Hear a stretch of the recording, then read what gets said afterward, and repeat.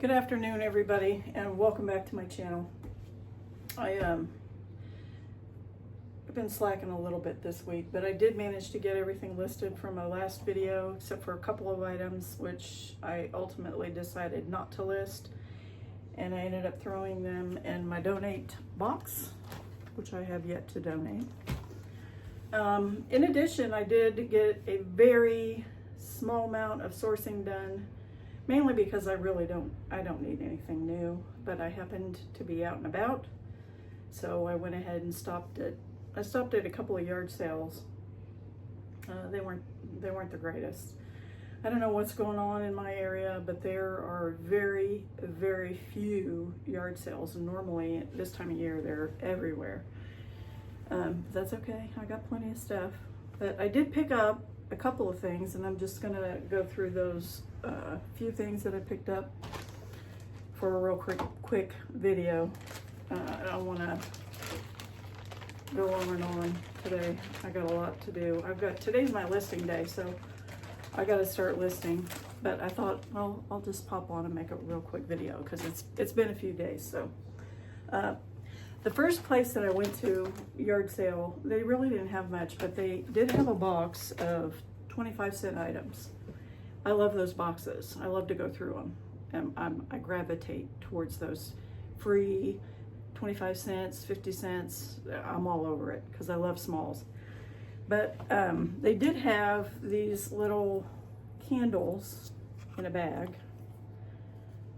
So I snatched those up. They're vintage Halloween candles by Girly. And I'm thinking I'm probably going to list those. Hang on, I'm having a low blood sugar alarm.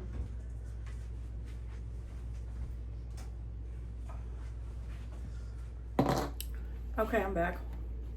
Blood sugar crisis averted. I could start over, but I'm not gonna. Just gonna continue right on. Girly candles. And that's Girly, G-U-R-L-E-Y, not girly, boily, but Girly. 25 cents. I think I'm going to list them like at $43, somewhere in there. Be wonderfully happy to get 30. However, it's too hot right now to try to ship these. I don't want them to be a big melted pile of goo when they get where they're going. So I'll probably wait and list these like the first part of October-ish. So, but still, I was happy to get them. The next thing I got was this lighting sconce. Like in the 60s, 70s, we had this whole Gothic revival type movement, and that's what this is from. It's, can't remember, Lightcraft from California. Does not have the guts in it, and it actually did have, someone was converting it into a doorbell chime. I'm not going to include that because for liability reasons, I don't want to include any weird sketchy looking electrical parts because God knows what people will do. But just the sconce itself probably ought to bring me about $50 anyway. It'd be really cute if you just took one of those little lights, like, you know, that if you Christmas decorative or whatever, and just stuck it inside. You could set it out like that. But yeah, it'd probably bring me $50 or so. I would say I gave $2 for that. Was happy to get it. And then, still scrolling through the 25-cent box, I got these vintage Venus pencils. They're number 2 pencils.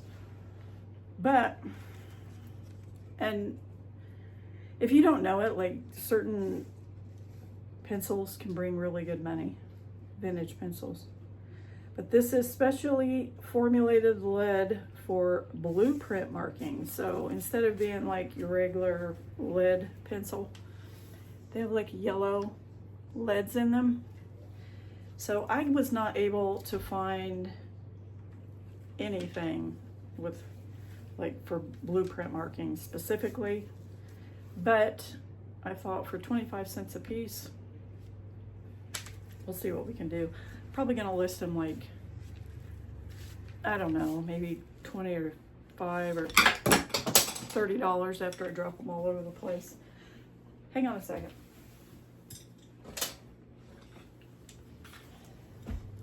Anyway, yeah, so I gave 25 cents a piece for those, so I have 75 cents in the lot. Like I said, I'll probably sell those for, or I'll probably list them at like 35 and then, you know, take it from there. That's where they'll start at. And then I got down to the bottom of the box, y'all, and I saw this sitting at the bottom of the box. A little Gucci, I believe this is like a passport holder, 1970s, 1980s. This kind of gold corners and stuff was like, you know, that was the bee's knees back then. But yeah, so I said, yes, please, let me have that. Not quite sure what I'm gonna list that for, like maybe 40, start at 40 on that. So that's about all I got at the, oh wait, no, I did get this at yard sale. It's a Scotta. It's like a wool, rabbit hair, Angora blend, like a fox hunting type jacket, vintage, 90s. The very latest would be very early 2000s, but good size. It's a size 44, which comes in at like a 12, 14. I'm